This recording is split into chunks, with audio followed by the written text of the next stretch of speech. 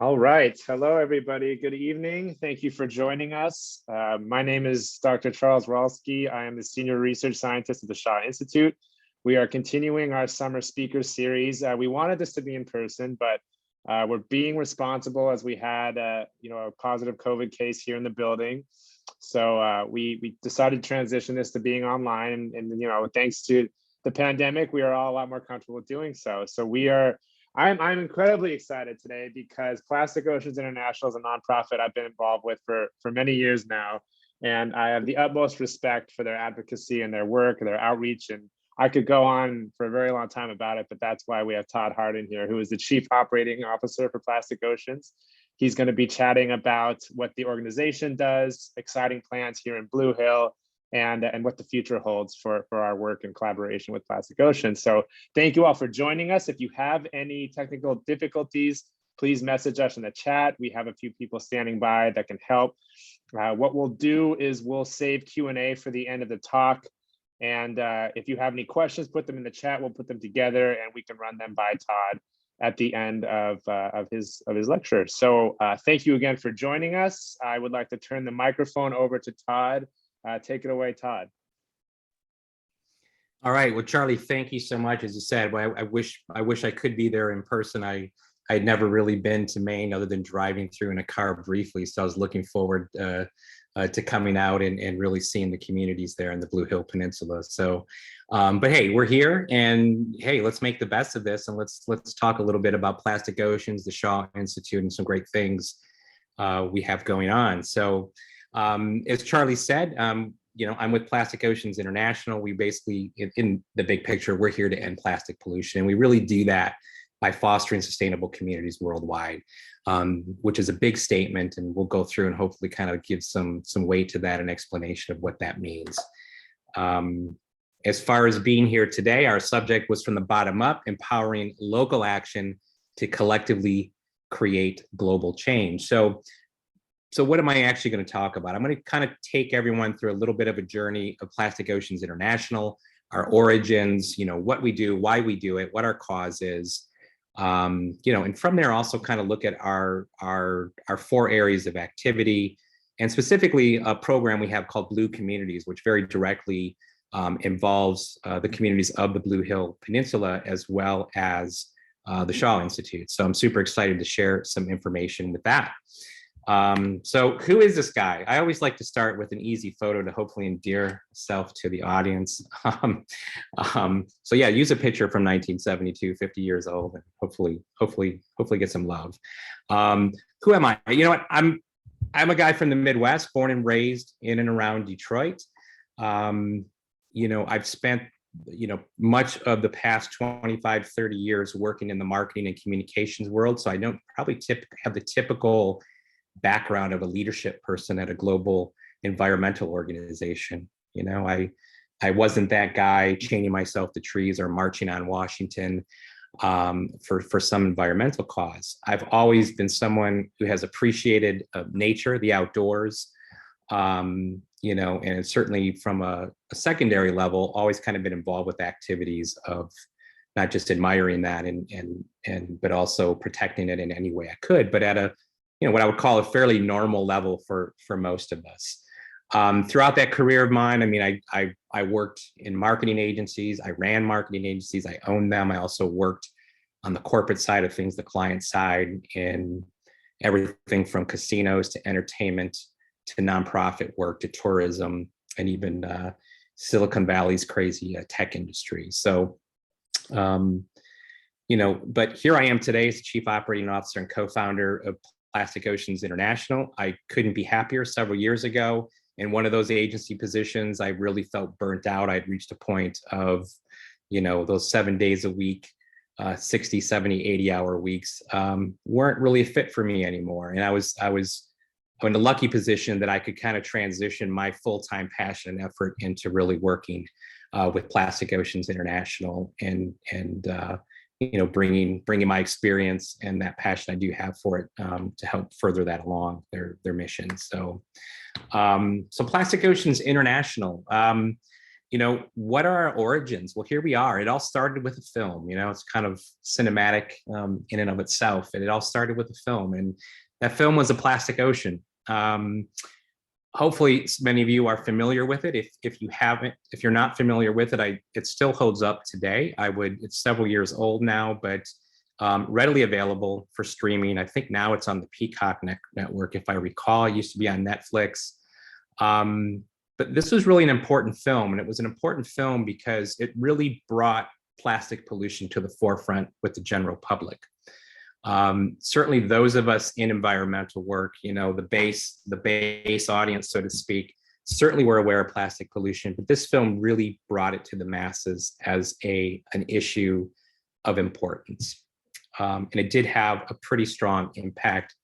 Sir David Attenborough, most of you I'm sure are aware of, he said it was one of the most important films of our time, and exactly because of that, the fact that it did bring plastic pollution to the forefront, it was now top of mind, right at the top of mind share with the general public. So it had a great impact through 7,500 screenings to this day in over 90 countries, numerous film festivals through which it won 14 awards, translated in 17 languages, which is important because of the accessibility it gives the film to audiences around the world. And we know, from directly in classrooms or in other educational youth settings, the film was seen by over 500,000 young people around the world. And that's really important. A really important factor with it is, kids just are a factor that you really can't appreciate enough, because their ability to really instill change within their own families with their parents and their grandparents is second to none and very powerful. And when you have 500,000 of them being exposed to this message, it did have a big, big impact.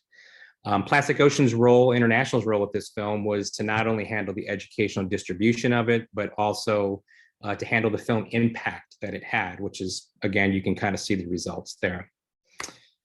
So that brings us to plastic pollution. The film got us started, and Plastic Oceans International essentially started moving into how can we tackle this problem beyond just through one film. And from that, Plastic Ocean International was really started as an organization. And what is the problem? I mean, listen, it's obvious, right? Plastic is everywhere. Turn your head, you're going to probably see something made out of plastic. It's important for us to kind of state Plastic Oceans International is not an organization that demonizes plastic as a whole. Our core issue is single-use plastic, and of course, plastic pollution, plastic where it shouldn't be. But it is everywhere, right? It's in the food we eat, the air we breathe, it's in the water we drink or swim in. Here in Michigan, there were nanoplastics found in beer a couple years ago. You may have seen that in the news. So it's truly everywhere. It's on every continent, the top of Everest to the deepest depths of the oceans. Less than 9% of the plastic produced around the world is recycled, very low number. It's estimated that every minute, the equivalent of one dump truck of plastic enters the ocean. That's an estimate. Some people might question that, but there are some formulas and estimations that have been made that put it at that. And if I was a betting person, I wouldn't doubt that based on the things we see. More than 100,000 marine animals are just from entanglement die every year. And some estimations are that in the tens of millions, and some even say 100 million marine animals die at the hands of plastic waste every year, whether that's through entanglement or ingestion, right? We've all seen those stories of the beached whales who are then dissected, and we find that there's 45 pounds of plastic waste in their stomach or intestines. So this is a global problem, and it's a problem that none of us are immune to. Why care? I'm one of the things in my background I probably didn't mention is that I'm a writer, I'm a filmmaker. When people ask me what I do or what I am, I like to say that I'm a storyteller, and because of that, the old saying, right, a picture is worth 1,000 words is something that I firmly believe in. So why care?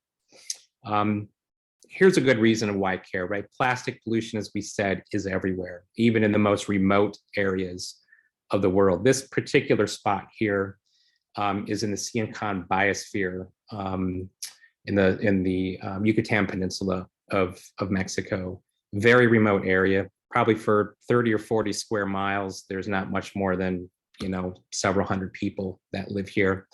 And this is not waste coming from these communities. This is waste coming from afar. Photo was taken about 3 years ago when we were there with a crew from Univision.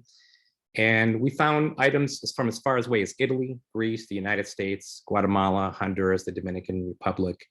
Again, all coming from elsewhere, not to this location, which is should be an amazingly beautiful UNESCO World Heritage Site, which it is. But as you can see, the beauty is being hampered a little bit. So why care? Why care? Because this photo should not exist, right? We should not see photos of cute little crabs in plastic cups floating in the water.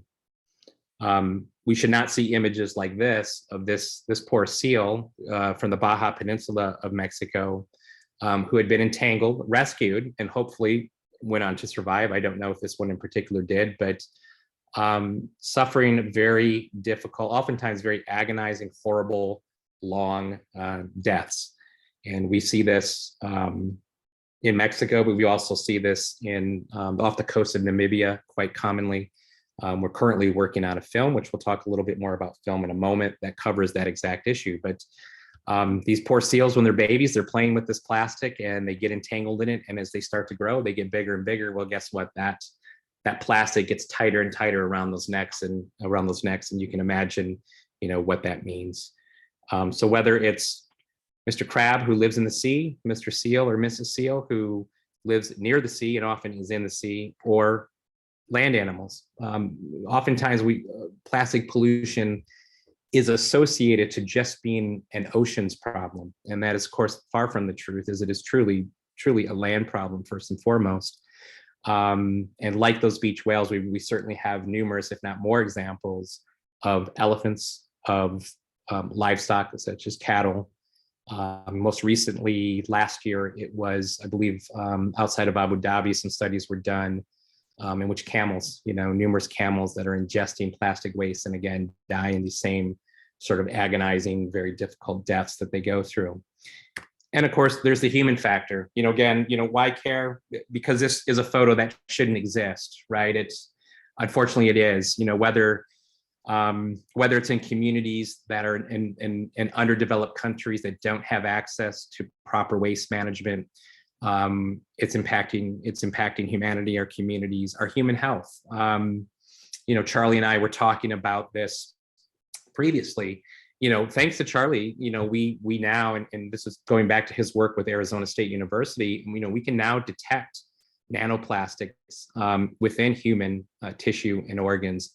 We've seen recent studies in which plastics have been found in blood, in the placentas, and so forth. So now, to what extent that impact has on human health, we don't know, to be fair. And some of those studies were very small samples, as Charlie has made clear, but we're eating it, it's in our food. It is getting into our bodies, but what impact that's having, we don't know. I know that it shouldn't be in our bodies, and that tells me, based on what we know of the makeup of plastic, it can't be a good thing long term. And I think part of what the great work that Charlie does, part of the great work that a place like the Shaw Institute does, will hopefully kind of lend more weight to that, of the impact that it's having on human health. Because that's when we all pay attention. How is it going to impact me? Certainly those photos of the seal, of the cute crab, those are things that often, humanity often goes to those first and cares before they do about humans themselves. That once they see that it can impact them directly, that's often when they do care, when we care as individuals. So, these are all reasons why we should care. This is a major issue. And we do care at Plastic Oceans International immensely. And, we consider ourselves, a solutions-focused organization. And we really approach that through 4 key areas of activity. So that's activism, advocacy, education, and science. And I'll explain a little bit more about each one, but also the fact that we all then take those 4 and we really amplify those through the power of storytelling, in particular through the power of film. So activism, what does that mean? Well, these are land and sea cleanups, our awareness campaigns, events that we put on, all really meant to immerse people within the subject, within the topic. Oftentimes there's a lot of, some folks are critical of beach cleanups. What do they really do? In the end, for us, it's a teaching tool, right? It is really an opportunity to fully immerse people in the litter, in the plastic waste, to touch it, see it, smell it in some cases. And we use those as learning experiences and quite powerful learning experiences, in particular, again, going back to youth and the power of youth to really be influential with those around them, in particular parents and grandparents. So our hope is that when people are in these activities with us, they're going to take a moment to think a little bit, right? They're going to rethink their relationship with plastic, and hopefully, maybe it's 1 change, maybe it's 2 changes, but some changes in their own behavior, and also a change in how they view the responsibilities of others, such as manufacturers, government, and other stakeholders that, do play a role in plastic pollution. One thing we have to recognize is this is a problem created by many, and it's a problem that really can only be solved by many. And that's something that sometimes gets lost as well. We have to kind of do this together in order to be successful with it. Advocacy. This is a really important one for us, especially as we move into 2022 and beyond. I'm very proud of the work that our teams have done globally. Plastic Oceans Chile was at the forefront of the movement within Chile that resulted in nationwide legislation to curb plastic pollution, in particular single-use plastic. We saw the same thing in Mexico City with our team at Plastic Oceans Mexico, very directly involved in helping that along. In California, where our global entity is based, we're super proud of the work and the organizations that we've worked with collectively to really make a difference that has now resulted in Governor Newsom, signing bills into legislation that are going to take effect very soon. So really, really exciting news with advocacy. And we really feel that this is a way to really create systemic change at the highest level. Our biggest focus right now is with the potential plastics treaty, a globally binding plastics treaty at the UN. We just attended the UN Ocean Conference, where we were very proud and honored to be an officially accredited delegation and participating in official events there, and really having a seat at the table, and having a voice, and also representing many other voices at that table, and hopefully influencing in the right way those decision makers that can help move this forward within the UN. So stay tuned for more information on that. We're going to continue to really push for that as a big part of what we do, both this year, next year, really until we actually have a treaty in place. Education. I think everything we do is education, but specifically some things very directly related to just resources that we create. Discussion guides for our films, education guides for our films. We're always looking for new topics to present via webinars or in-person workshops, discussion panels, and some of that's related with some events I'll talk about coming up as well. So education is very important to us. We do get out there. We have educational experiences for corporations, for schools, so all age levels, all levels of expertise and so forth. So, and part of that, again, I'll talk about a little bit more in a bit, but is with the Shaw Institute, developing some educational programs for the local community there. Finally, science. Hey, it's what the Shaw Institute is all about. You can see there, I'm a big Charlie Ralsky fan, as you can see from 1, 2, 3 images down there. So, listen, we are interested, and we have for years now, supported research that really provides a better understanding of plastic pollution. Really, what's its impact, not just on our waterways, our oceans, our rivers, our lakes, but our wildlife and our human health. And we're going to continue to do that.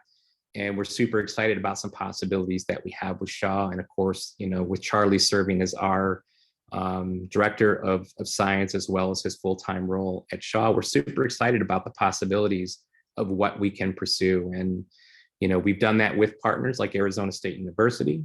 We will do that, you know, with Shaw. And, you know, we've also done that independently through Charlie and other researchers as well. So again, stay tuned on more developments on science, but it will continue to be one of our 4 pillars of activity without question. So going back to kind of the storytelling aspect in film, everything we do is amplified by film and other digital media. It's if you recall, the very first thing I kind of showed you about our origins is that it's all based on a film. And film really continues to be a way for us to really be a game changer within the space that we're in. For me, the moving image, nothing is more powerful. Nothing is more powerful than as a tool to inform, to inspire people, to incite people to change. You know, I think that goes back in history. As humanity has been enthralled by cinema for how many decades now, and there's a good reason for it. It's effective. We remember it. It makes a big impact on us, much bigger than reading something. Certainly still imagery is powerful as well, but nothing really beats film, video, to really tell stories and tell stories that people can connect with emotionally. Because it's when they connect with a story emotionally is when they're really going to care, and they're really going to then take action to want to make a difference, want to make a change, or influence others to make a change. And we've developed this model where, you know, production, distribution, we really maximize the social impact.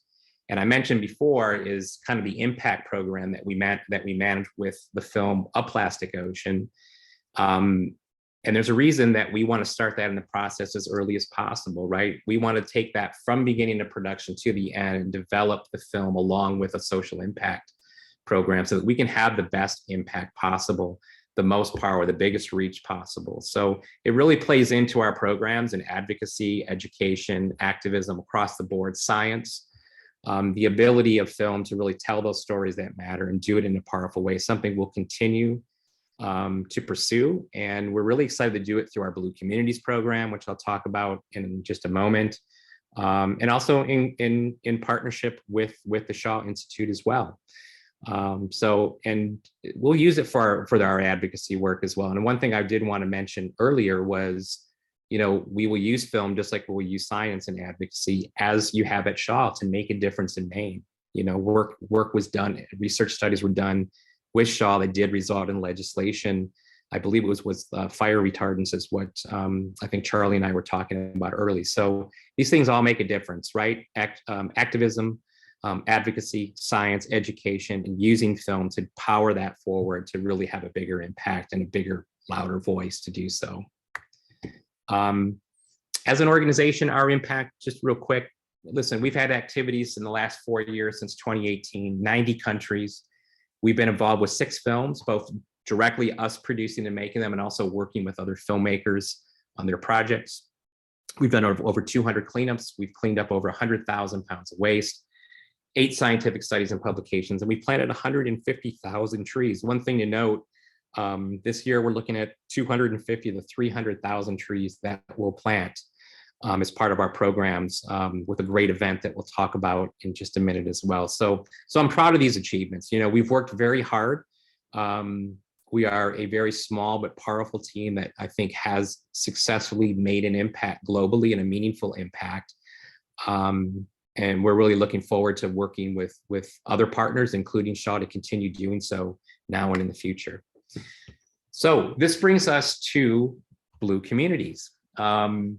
This is a program that we're really excited about, and we've been kind of perfecting now for a little bit over a year. We launched this last year, and it's really meant to be, it embraces the concept of local action, right? Empowering local action to inspire change worldwide. It's an alliance of organizations. As you can see, we're in 40 different communities around the globe, 50 plus members. And here's a little bit of a flavor of who's involved. It's really a diverse set of organizations that are involved, from educational institutions to environmental NGOs to eco-friendly businesses, government, and so forth. But we're all united in one shared goal, which is really to let's end plastic pollution. Let's create a healthier and more just planet for all. And what's the benefit for all these members? It's, we often say in the environmental world that it's a very lonely place to be, often underappreciated, underserved, misunderstood, underfunded. And, sometimes you need that collective force. And we really found a problem that BlueCommunities was our solution to, was there was a lot of alliances and coalitions that we were a part of, but there never really truly was any coalescing, right? There never was this collaboration within the members. And BlueCommunities is meant to really be just that. It's the members are there to be resources for each other, to inspire each other, inform each other, along the way, and really in a difficult field, which is really trying to save the planet. It shouldn't be difficult, right? But it is to some extent. So it's really a bottom-up approach to really embracing local action as a means to create change on a global scale. Here's some images from some of our communities around the world. And the one thing we want to really do, and we're excited about, is yes, welcome aboard. We are super excited to have the Blue Hill Peninsula region as part of our BlueCommunities. As of today, we launched it and officially announced it and put it out on our various communication channels. So yeah, our collaboration begins today within BlueCommunities. So we're super excited about that. And within each Blue community, we usually have 1 or 2 local partners. And obviously our local partner is the Shaw Institute in this case. Which again, we're super excited about. So again, Global Alliance, solutions-based organizations, we're all about fostering a healthier and more just planet for all. I've got a little video here, so I'm gonna stop sharing here and go share another screen, but I wanna play this video for you that really will give you a much better view of BlueCommunities. And keep in mind, this is Zoom, it might be a little bit choppy. We did test it, but it seemed to be okay. So just bear with me for one moment.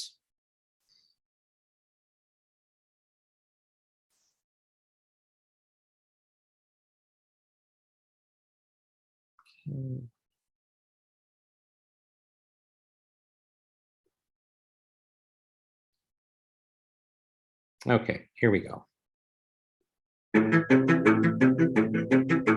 As part of their expanding vision, Plastic Oceans International launched the Global BlueCommunities Initiative, a collective of organizations working together to build sustainable communities as a means to end plastic pollution and other environmental factors that are damaging our planet. What started as a pilot program in Campeche, Mexico, quickly grew into a collaborative network that began 2022 with over 50 member partners in over 40 locations and 5 continents.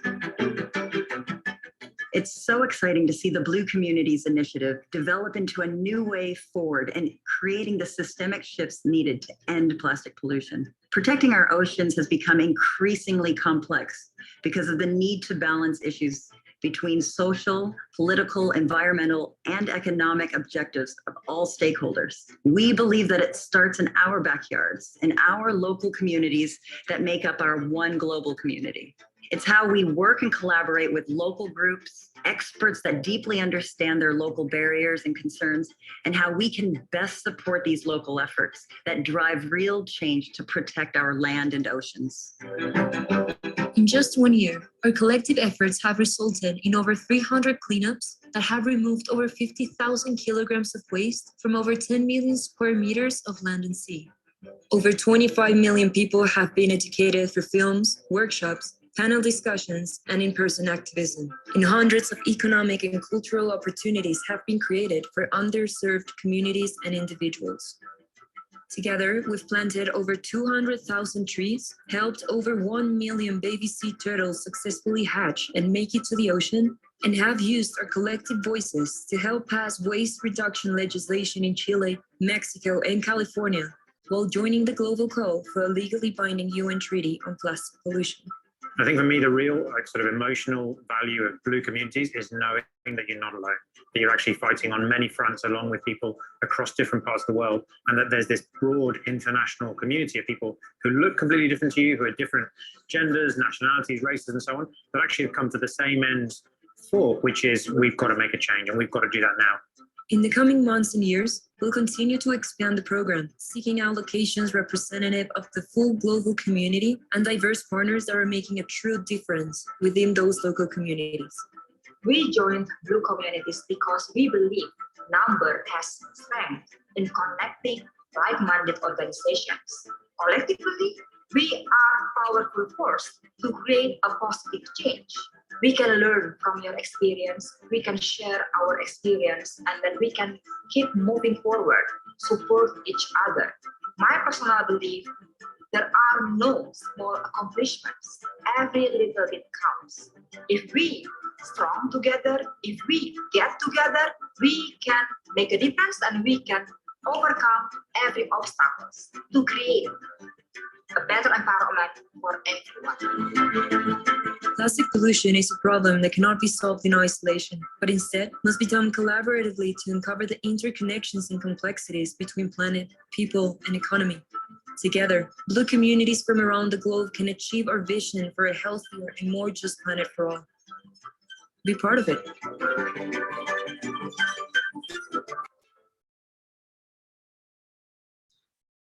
All right, great. Yeah, no, as you can see, it's a, you know, for us, it's important. I think one of the factors with it, and let me go back to my presentation here in a moment. You know, we don't approach it in the sense of what often happens with organizations that are bigger and global in scale like us is, you know, we go in somewhere and it's kind of the attitude of like, hey, we're, you know, I'll say we're Plastic Oceans and we're here to save you. That's exactly what we don't do. You know, these organizations know their communities far better than we ever will. They're immersed in their communities. And part of the things we look for, and we do vet members, we want to see that an organization, they are completely ingrained within their community. They understand the limitations and challenges of their community, environmentally, socially, economically. We can never be that, right? So for us, it's not, let us show you a better way. It's, hey, great job. This is a wonderful program. How can we help, right? And for us, we want to amplify these small local stories, amplify them to a global stage and really use them.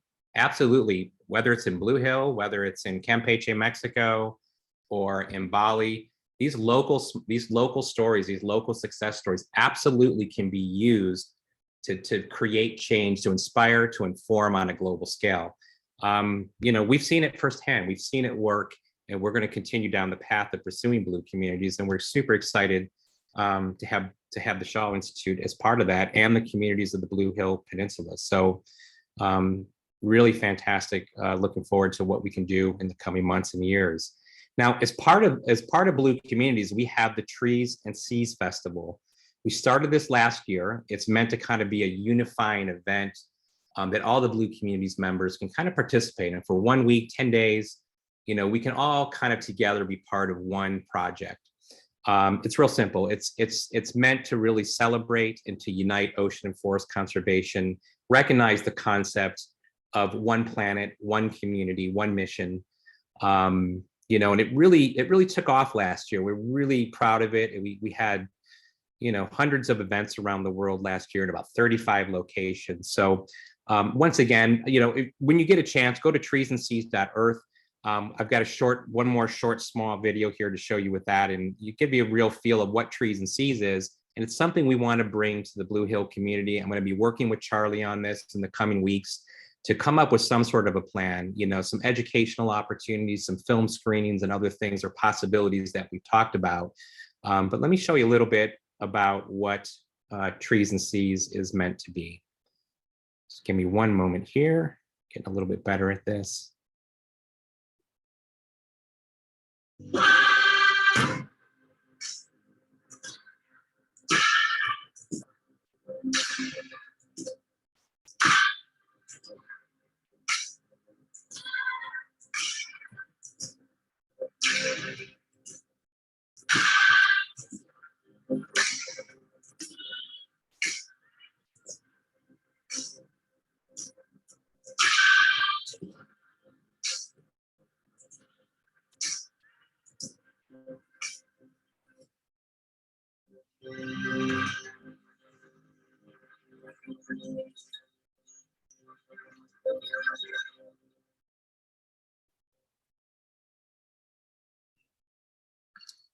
So that's September 16 to the 25th. We also have year-round programming, under the Trees and Seas umbrella. So again, we're really excited about it. It's coming up soon. It's hard to believe it's coming up so soon, but so we certainly encourage everyone around the world. People can get involved through joining an existing event, organizing their own event, or just acting as an individual. We kind of do it in the spirit of the movement to really recognize the planet, again, as kind of one environment, one community, and one general mission, which is to make that planet healthy and happy. So yes, it will be uniting ocean forest conservation worldwide, including in Blue Hill. Just so last few things, we're now in the video, it said 150,000 trees. We've actually found out in the last week that number's going up to 250,000 trees, what you see here. So we're super excited about that. And we'll be cleaning over 5 million square meters and educating lots of kids around the world. So discussion panels, workshops, live music, art, film screenings. It's really a great little movement that I think is getting legs and growing, certainly from where it was last year. Some more scenes from last year of what we accomplished, various communities around the world. And, with this relationship with Shaw, we have our basics of joining Blue Communities is, listen, we're gonna amplify the work being done there and the work being done within the communities. We will use it, as I said earlier, of telling your local stories and local successes on a global scale. But we also want to take that to a different level, a far different level. And we think there's a lot of potential to do that. So how can we use our collaboration, this existing relationship we have with Charlie's new role with Shaw, which, again, I'm super impressed with what was built there from your founder to what it is today. And I'm super excited, to have Charlie there on board, to be working with the team, and for us to be part of that. But what can we do? How can we take it from just beyond Blue Hill to benefit all of our Blue communities and the entire world? Together we can, but there is a plan in place, and we're hoping to get some support for this plan. So what is that? We want to roll out an education program working with Shaw to develop localized modules. We have pre-existing educational material in a presentation for schools, but we also want to go to the next level and create some modules that localize it to the Blue Hill Peninsula, looking at factors that are super relevant to you locally. We want to create in-school youth workshops around Peninsula communities. We want to work with Shaw to train the trainer, essentially, those people who can go in and implement these workshops. Monthly, in-person or remote workshops at Shaw, much like we're doing here today, and much like Shaw does on a regular basis, from what I understand. And quarterly film screenings, again, using our ability to create films, bring those to the Shaw audience, and whether there are films or other films that we just curate, but also create panel discussions around those, right? How can we not just watch the film and be done with it, but let's take it to the next level, watch the film, and really have a discussion with whether that's folks from us, from Shaw, and community stakeholders as well. A video profile. Part of what we want to do is create a 3 to 5 minute profile of Shaw's work within the region to showcase Shaw's leadership, our leadership, talking about the work being done, and community members that are benefiting from it. We really want to use the relationship to also kind of jumpstart our next feature film project. We're in production on a film now. This goes back to the poor little seals with being strangled. This is off the coast of Namibia. But we're looking for that next project of ours. And we really feel that the work being done with Shaw by collaborating between the two organizations, we want to kind of go into that development and pre-production phase of creating a documentary film in which Shaw and the Blue Hill region will play a central role. It may not be 100% of the film, but certainly would be featured in. And we think the stories are there. We think the work is there, especially with some of the research projects coming up that Charlie has talked to me about. Breaking it down, if you guys haven't seen, your guy Charlie there is quite a character and really has a great talent for explaining scientific concepts and doing so in a way that's extremely understandable, especially for me as kind of a non-academic, a non-science guy. His Breaking It Down series we launched maybe a couple years ago. There's several episodes of it out there. we want to take this and make this a co-production of Plastic Oceans and the Shaw Institute. And our plan calls for creating 6 episodes, about 5 to 8 minutes each, is about what these run. We publish them onto our YouTube site, our social media channels. And we're also working with an organization right now called EarthX, who you may have heard of, with their streaming service, are now going to be featuring the existing episodes of that. So we're super excited about that. But go in and check them out. I mean, again, Charlie's very good on camera. In case you don't know it, you will find out that he is. And he really brings, his unique sense of humor to it. And I think it humanizes it. It really, it really brings it takes the edge off of science, maybe. And Charlie's really good at doing that. Science in 60. This is basically, think of this as kind of a gateway drug to breaking it down. But we want to create 12 social media friendly videos in which Charlie answers basically just one simple question based in science, and he does it in a minute or less. Very, very social media friendly, something more for the masses, but we hope can act as a feeder into the bigger picture. And finally, just research. I mean, listen, that's what the Shaw Institute is about. We want to get involved with Shaw in developing new research projects with Charlie and the team that are related to plastics and forever chemical runoffs, like PFAS, also those causing toxic algal bloom. So our film, The Eerie Situation, is a film not about plastic pollution, but about toxic algal blooms, which I encourage you to go and learn more about. So these are things we want to do, but it does take support, and we are looking for that empowerment to do it, and that empowerment only happens with funding. Our ability to do this, unfortunately, these things don't just materialize out of anywhere. There's a lot out of anywhere. There's a lot of blood, sweat, and tears that go into it, a lot of hours, and it does take funding in order to make these happen. We're excited about the possibilities. We want to make all these things happen, and we hope they will, but we need help. We need support from foundations. We need support from individuals like many of you that are joining today if we're going to really implement this full program. Myself, Charlie, my fellow co-founder, and our CEO, Julie Anderson, we're all here to talk to anybody or any organization that would be interested in furthering this along. So we certainly encourage you to get involved. We know we need at least $100,000 to do this at the core level. And depending on where the film develops, we certainly will need more funding than that as well. But we can get going on it. So if you can help, let's definitely chat about that. And again, let's work together and to foster sustainable communities to end plastic pollution. Super excited about it. Now, I do see some hands raising, so I'm going to stop sharing and I can turn it maybe over to Charlie with some questions over there, Charlie. Wow. Well, thank you, Todd. First and foremost, that was a wonderful speech, wonderful talk. It's super empowering to learn about all that's going on. And it's just such a value to be able to translate some, in my point of view, science into something people can connect with visually. It's a very unique perspective. Yeah. It's incredibly, it's difficult. Not everyone has that creative eye. I wish I was creative and I'm not really. So that ability is amazing, coupled with the environmental impact all over the world. We're just so honored to be part of the Blue community and very excited for the road ahead. I think it's a really good partnership. Not just Shaw Plastic Oceans, but I think your community is as well. It's only the 3rd US location.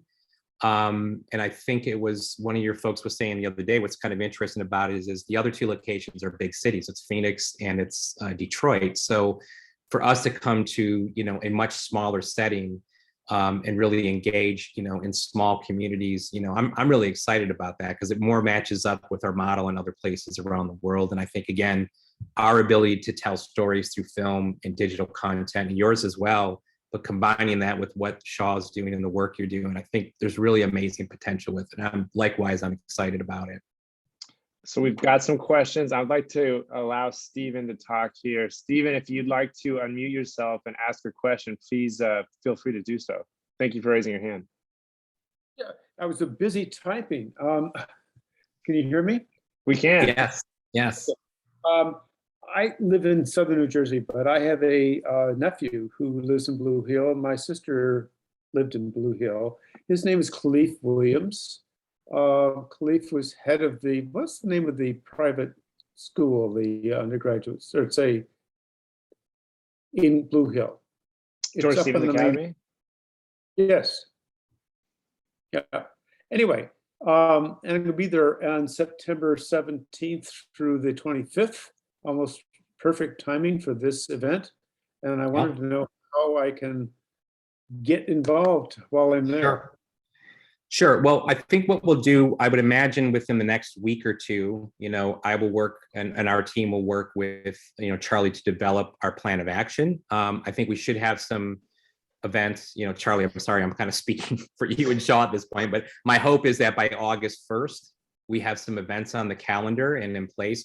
I think we're pretty confident that we'll do some film screenings and so forth. I would probably suggest two things. A is, certainly reach out to Shaw and look at their website, but you can also go to treesandseas.earth and we will have the events on a calendar there that'll be very easy to find and figure out how to join. Absolutely. I often walk by the Shaw Institute in the wintertime, particularly when I'm there in December, but it's usually seen to be closed. I don't know. So, but I've been fascinated by it and I would love to, get to be more involved. Yeah, right. Stephen, if you want I to, encourage you to. yeah, please, feel free to reach out to us. Yeah, how can I write you an email or something, or? Yeah, I'll put my email in the chat, and if anyone wants to follow up with me, you could please feel free to send us an email. The past few years, things slowed down a bit just because our founder was ill, but we will be open in the winter. We'll be doing, a lot of our writing around then, so we would love to get together and chat with you when the time comes. Okay, I'll be back in December, right? Perfect. As well. That sounds great. Thank you. September and December, right? Perfect. All right. Thank you. Thank you. So then we had another question here about can other local nonprofits become partners in what we're discussing, Todd? Sure. If we're talking about Blue Communities, that's absolutely possible. We do have communities that have more than one local partner.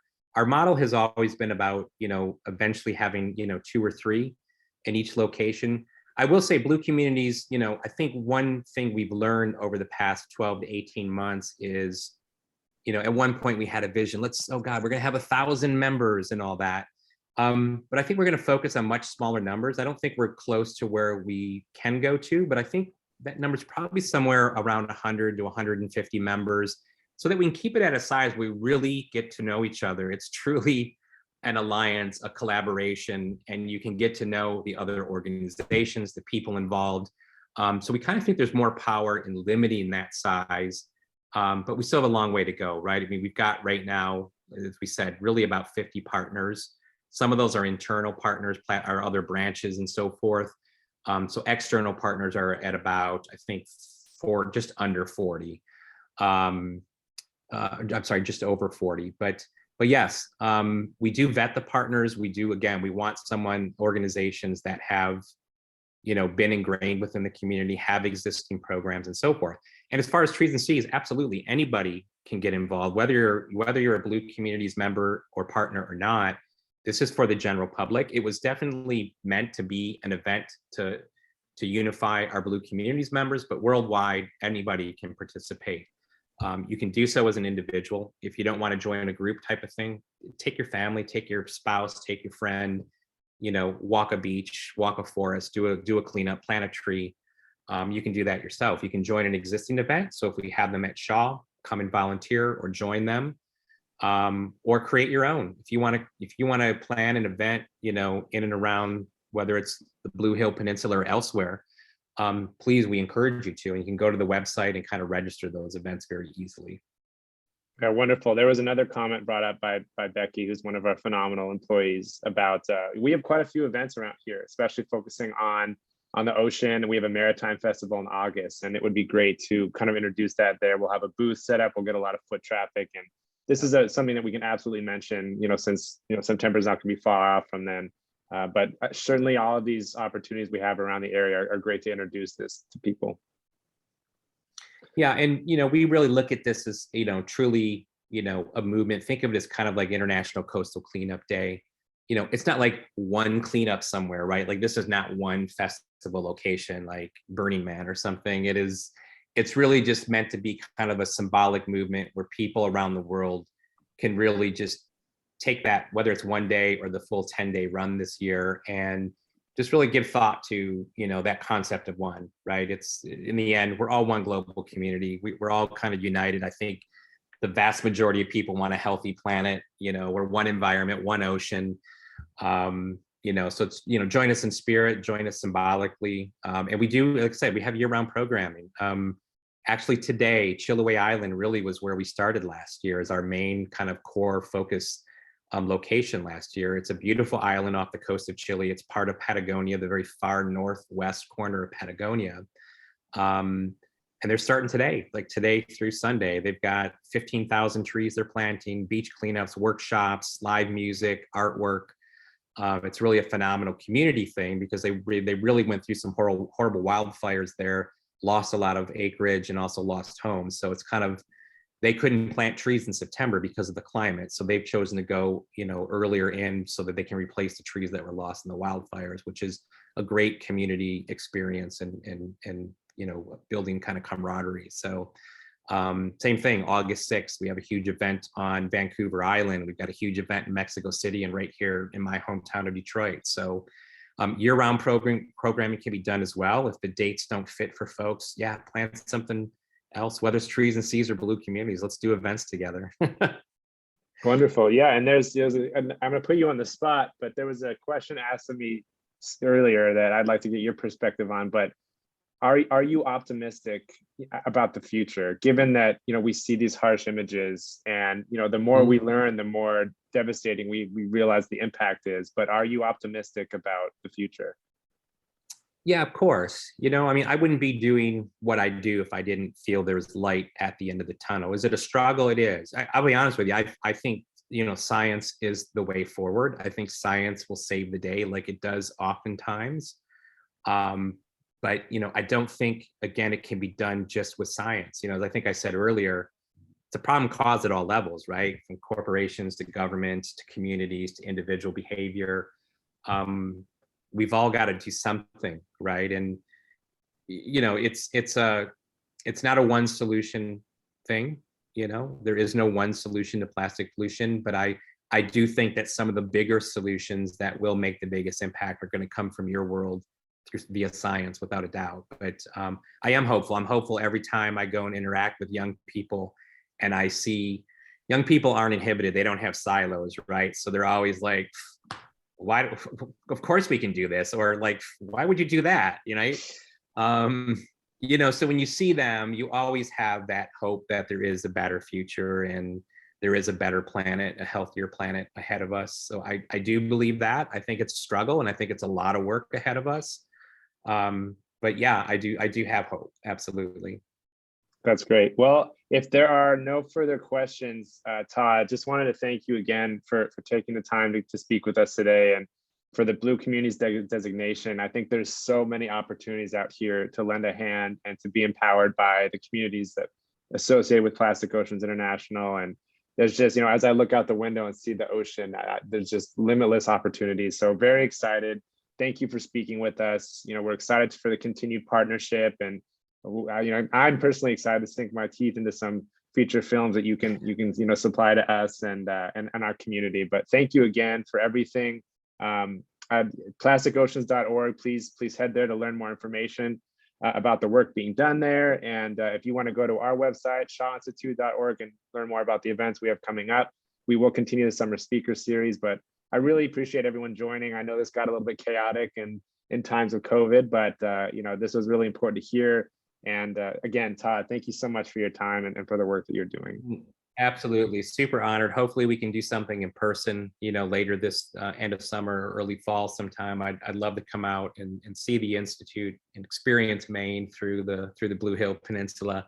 But I'm excited too. I think there's some really great stories to be told within your communities there and via the work of Shaw. So, I'm hoping we can do that. I'm hoping we'll find some support to do that. So yeah, let's, anyone out there that has some connections or ideas, let us know. Or if you are interested in funding the kind of things we're talking about, let's talk.